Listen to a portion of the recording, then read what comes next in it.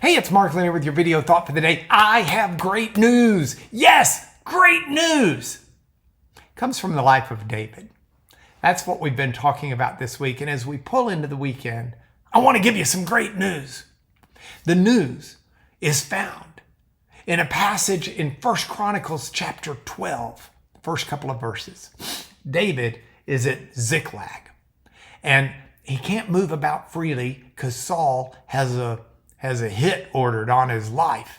Saul's got his men. They're out there. They're hunting for David. They want to kill him. Different tribes, local people are ratting David out right and left and trying to help Saul in his destruction. And it's really a tough time for David. David at one point's just like, God promised that he was going to take care of me, but right now I just feel like I'm going to die. I'm not going to make it through all of this. And it's an interesting time because what 1 Chronicles 12, 1 and 2 says is that God sent men to help David when he was at Ziklag, when he couldn't move about freely. And they were mighty men.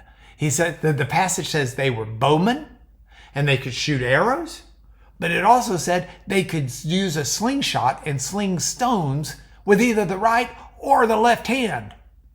And they were Benjaminites. You say, well, what does that mean?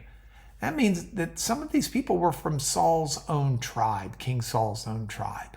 It was a way of bolstering not just David's spirits, but bolstering David's physical abilities. And it goes to a very foundational, important principle. This is the great news that I wanted to tell you about. God supplies the needs of his children. It's that simple. Now, it isn't always in the form we would like. It certainly doesn't stop us from hard times. And in fact, those hard times can chisel us into better vessels for serving the Lord.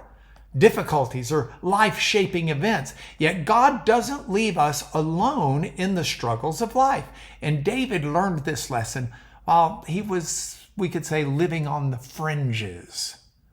See, David had that ragtag band of soldiers and had moved into Philistine-controlled areas because it's the only place he was safe.